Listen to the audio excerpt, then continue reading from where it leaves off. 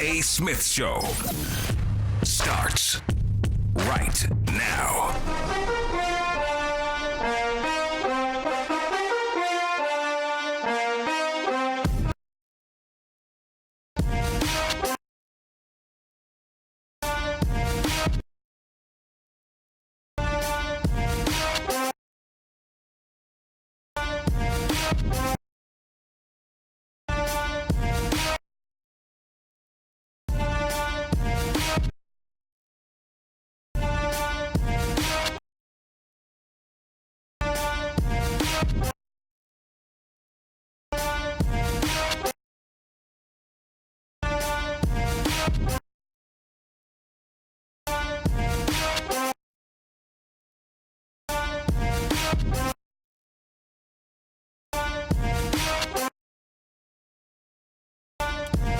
What's up, everybody?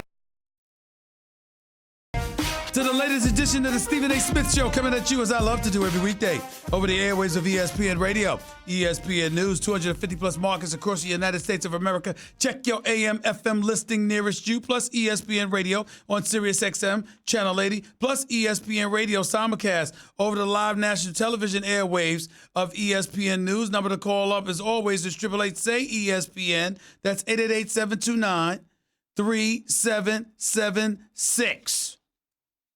Time for Straight Talk, brought to you by Straight Talk Wireless. By the way, ESPN Radio is presented by Progressive Insurance. Drivers who switch and save pay an average of $699 less per year.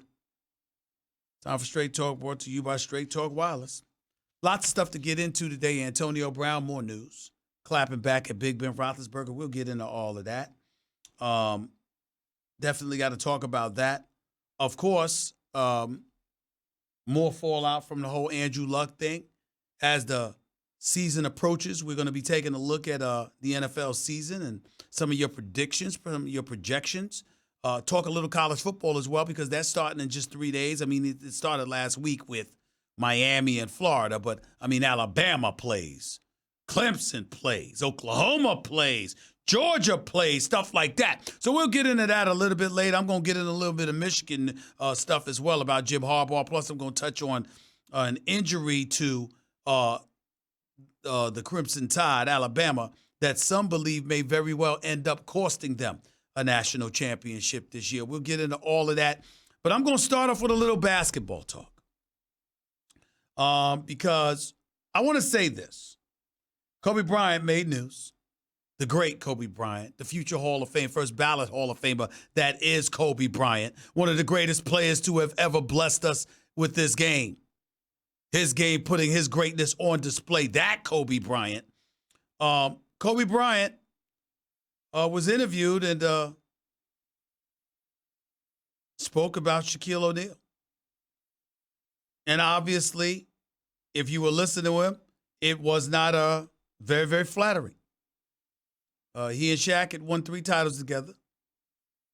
Despite it, the two had become foes and the complicated relationship had forged. Just reading from one of the articles here. Bryant was recently in Las Vegas for the 10th annual PHP Agency Convention. And he got to be interviewed by Patrick Bet-David. At one point, Bryant was asked about Shaq's work ethic and whether or not he went hard in the gym. As Bryant explained, he's told Shaq numerous times that he's, quote unquote, a lazy ass, end quote. Although he was quick to give him some high praise as well. According to Kobe Bryant, he'd be the greatest of all time. The greatest of all time. Bryant said when speaking on how Shaq would have been had he gone to the gym. Kobe, he'd be the first to tell you that. I wish he was in the gym. I would have had 12 effing rings, end quote. Let me come to Kobe's defense in this regard.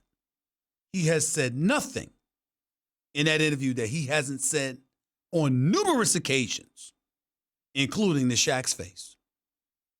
Kobe Bryant didn't say anything behind Shaq's back.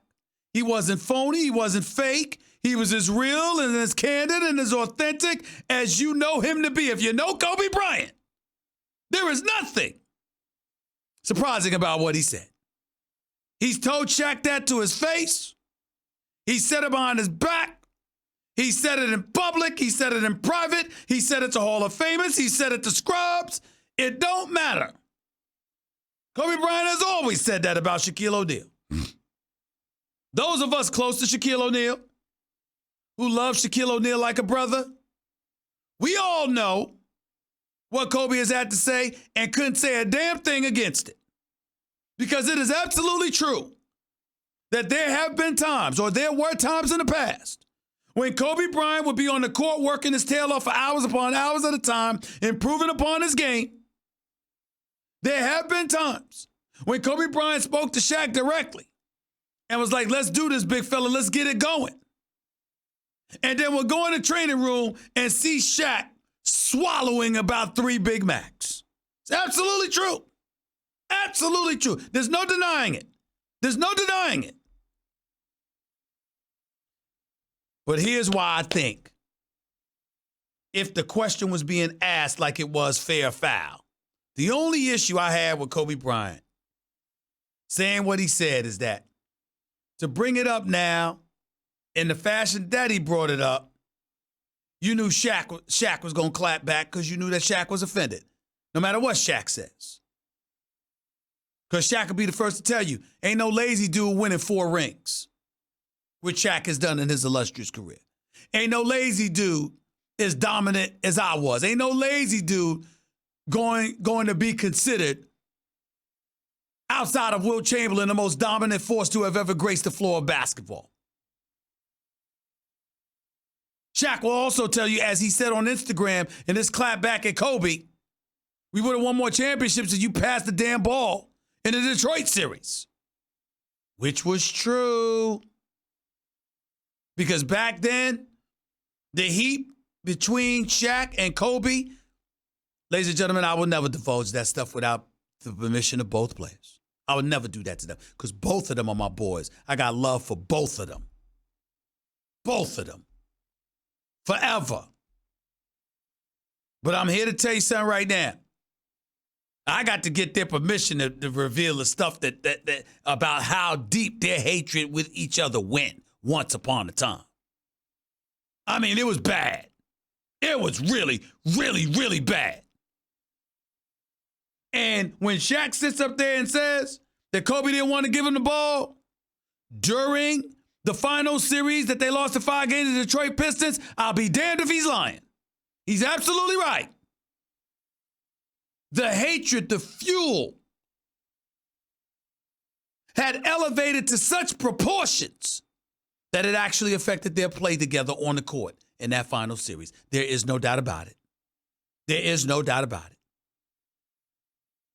I can tell you one time, just so y'all know, because you're looking at Big Shaq, 7'1", 350 pounds, and here was the crazy part about Kobe. Most people would be scared of somebody that size, that ferocious, that powerful. Kobe was not scared of Shaq at all. I came on the air one time with y'all years ago when I was on ESPN 710 LA, just to show the local show.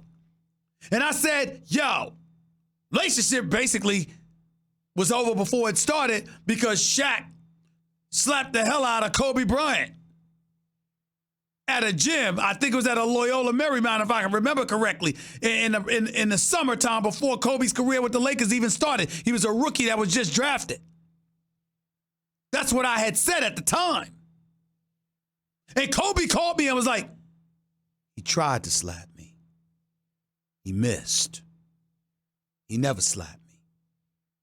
Get that straight. That's what he said years ago. And from the moment that Shaq tried to put his hands on him, it was never the same. So much so that years later, when they were teammates and they were winning championships, and people were talking about Kobe shooting the basketball too much and not being a team player and being a bit selfish, if I remember correctly. I think that was the issue. Even though I can't tell you specifically what the issue was when Kobe did what I'm about to tell you, let me tell you what Kobe Bryant did, because I'm trying to give you some insight into who the hell he is. He ain't no fake, fluff, phony kind of dude now. He ain't the 7'1" Shaq. Arguably the most powerful man we've seen in the sport in the modern era. But when it comes to heart and complete fearlessness, that some would argue were towards suicide proportions when you're talking about going up against Shaquille O'Neal, let me assure you, Kobe Bryant was not scared at all. Damn it, sometimes it's almost like he wanted to get into a fist fight with Shaq.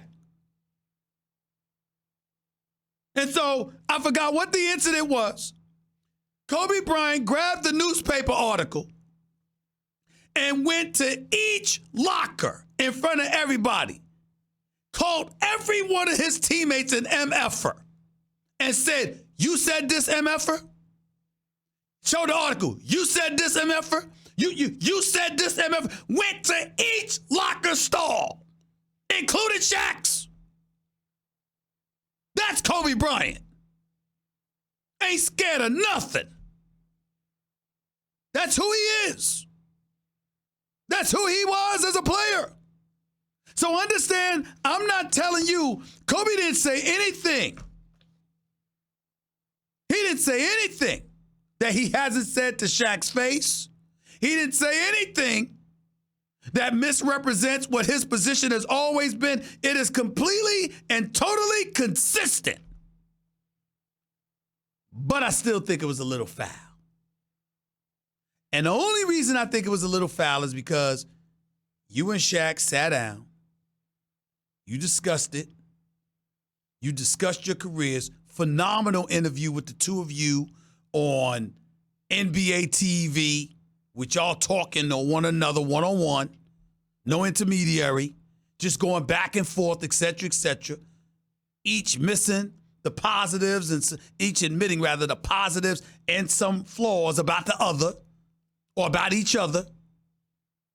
And all of that was supposed to be squashed. Now, to me, Kobe saying what he said yesterday is just Kobe being candid and matter of fact about it. But the clap back from Shaq says he was a bit offended. And if you Kobe, you had to know Shaq would be offended. Which means saying it, you just didn't care. Probably not a big deal. Knowing Shaq, he'll brush it off, laugh it off, talk about it's marketing, just another brilliant move on his part.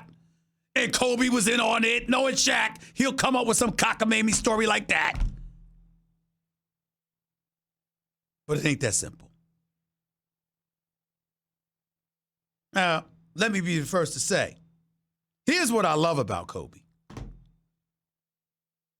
No matter what the fallout is, Kobe ain't gonna give a damn. He said what he said, he meant what he meant, period. Period. Kobe ain't trying to assuage anybody's concern. He ain't trying to gloss over it and smooth the edges. He ain't trying to do none of that. That ain't Kobe.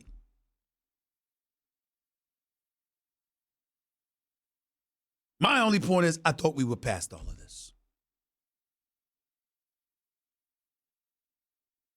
I will say this too. I don't think Kobe and Shaq together would have had 12 rings. They might have had 7, but not 12. I don't believe that. I just don't believe that. I don't see that at all. I think they might have had 2 more titles together. 5 or 6 maybe, actually. They might have had 2 more titles together. Remember, Shaq went to Miami. Let's not forget the Dallas Mavericks, who lost to the Miami Heat at the time when Dwayne Wade came onto the scene and just let everybody know, I'm that dude. I'm that dude. I'm that future Hall of Famer. There's MJ, there's Kobe, and there's me. That's what Dwayne Wade said when he averaged about 37 in the final 4 games against the Dallas Mavericks. What a monster performance. But if you recall, and you talked to some Dallas Mavericks at that time, their belief was they didn't lose the series because of Shaq. They lost it because of Alonzo Mourning. He was a terror defensively. Shaq could get his points to dunk on anybody. He could do a whole bunch of things. The dream shake, he had that to his game too. But Alonzo Mourning was that nightmare for the Dallas Mavericks on the offensive side of the ball because he was so surreal defensively. That's what they would tell you. So Shaq with Kobe, 12 rings, hell no. 7 rings, probably not. 6 rings, maybe. 5 rings, definitely, together. But that's the interesting thing about Kobe, and that's the foresight that he deserves because, again, if I had to pick fair or foul, I would use the word foul for him bringing that stuff up. But I will tell you, he looks kind of brilliant that Shaq was gone, and he ultimately ended up going back to 3 straight NBA Finals and winning back-to-back championships in 09 and 10 because we talk about Kobe differently. Had Kobe won, and I'll ask you, the Kobe fans everywhere, the basketball fans everywhere, particularly the Los Angeles everywhere, I'd ask you this simple question. If Kobe Bryant, if as a fan of Kobe Bryant, rather, what do you prefer? The 5 rings that he has, the way that he had them, or 6, 7, 8 rings with Shaquille O'Neal the whole time? What do you think would have been best for his legacy? Because we know what Kobe's answer is. What's yours? 888-SAY-ESPN. It's 888-729-3776. You're listening live to Stephen A. ESPN Radio, ESPN News. And listen, as far as Shaq goes, did Shaq work as hard as Kobe? Hell no. Did Shaq try to get over at times? Sure. Was Shaq honest about that fact because he knew he had Kobe so he could slack off a little bit, which infuriated Kobe, which they both admitted during their one-on-one interview with each other? Absolutely. All of that stuff is true. But how many of us are walking around 350 pounds? We walking around 350 pounds, man. What are we supposed to think? What are we supposed to feel? I mean, me gobbling up 350 pounds, 3 Big Macs. If I'm 350 pounds, if it's me, I'm walking around looking pregnant. Pot belly and all of that stuff. If I'm 350 pounds, 3 Big Macs might be the equivalent of a Tic Tac. Shaq 350 pounds. So I don't think we can judge it like it's normal people sucking up Big Macs. It's Shaq. He's 350 pounds. That's all I'm saying. 888-SAY-ESPN. It's 888-729-3776. You're listening live to the Stephen A. Smith Show, ESPN Radio, ESPN News. That's one topic I wanted to get into. The other is Antonio Brown. Because Big Ben Roethlisberger, in this interview with NBC's Michelle Tafoya, talked about how he tried to make amends and how he had regrets about how he may have handled certain situations with Antonio Brown, that he wishes him nothing but the best, et cetera, et cetera. Antonio Brown claps back at him and says, "Never friends, just trying to get my ends. Shut up already." Disrespectful, sure. Ben Roethlisberger might deserve it to some degree, but do I think this makes Big Ben Roethlisberger look worse than Antonio Brown? Hell no. I think it makes Antonio Brown look worse. Once again, you're talking. Be quiet. Ben Roethlisberger is not your teammate anymore. You're no longer a Pittsburgh Steeler any longer. You got your $30 million from the Oakland Raiders. You seem fixated on Ben like Ben did you wrong. Would you have gotten your $30 million if it wasn't for Big Ben Roethlisberger? I don't think so. Would you have gotten the exorbitant contract you got years ago before Big Ben Roethlisberger? I don't think so. Let's please, let's keep in mind. In no way am I absolving Ben Roethlisberger from his role in anything pertaining to Antonio Brown. Ben Roethlisberger talked a little bit too much.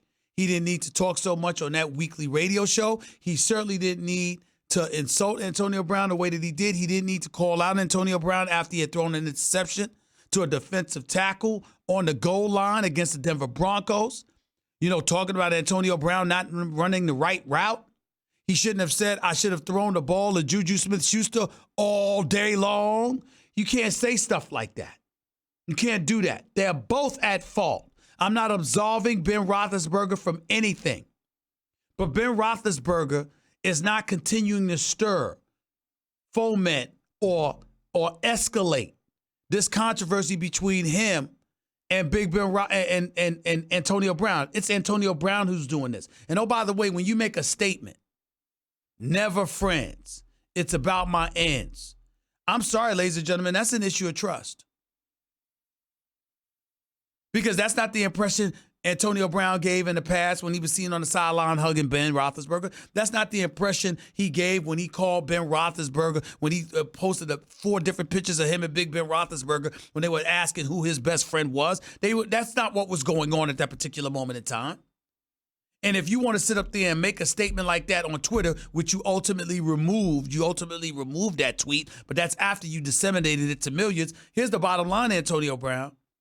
You're basically saying you pretended to be friends. You pretended to be cool because you was trying to get paid. That's fine. That's reasonable. That happens in the workplace every day. But here's the flip side to all of that. How can you be trusted? Now, it may not matter because at the end of the day, we work with people every day we don't particularly like working with, we don't particularly want to work with, and we just suck it up and do our jobs. That's what we get paid to do. That's what we do. Now, we'd probably be better if we enjoyed who we were working with. We'd probably be better if we enjoyed coming to work every day. No question about that. But the bottom line is, if you're a professional, you're going to do your job. The flip side to it is that when you work in close quarters with one another, you cultivate relationships. You personalize things. You vibe with one another in a fashion that provokes and evokes personal conversations with one another. And with Antonio Brown going after Big Ben Roethlisberger this way, going after Juju Smith-Schuster the way that he did, going after Ryan Clark, our colleague here at ESPN, his former teammate, the way that he did, even though a legitimate argument could be made that those two were never friends. The bottom line is to now come back to going after Big Ben Roethlisberger the way that he did. Well, damn it, Antonio Brown, who's next? Could it be one of your teammates? It's a rhetorical question. I'm being facetious. I'm simply pointing out how somebody could think based on his actions. It's something to think about. And I think it makes him look worse than better. 888-SAY-ESPN. That's 888-729-3776. You are listening live to the Stephen A. Smith Show, ESPN Radio, ESPN News. That was Straight Talk Wireless. Everything for less, only at Walmart. We'll get to your calls and more in just a minute. Don't touch that dial. You're listening live to Stephen A. ESPN Radio, ESPN News. Some more NFL talk coming up as well. By the way, people,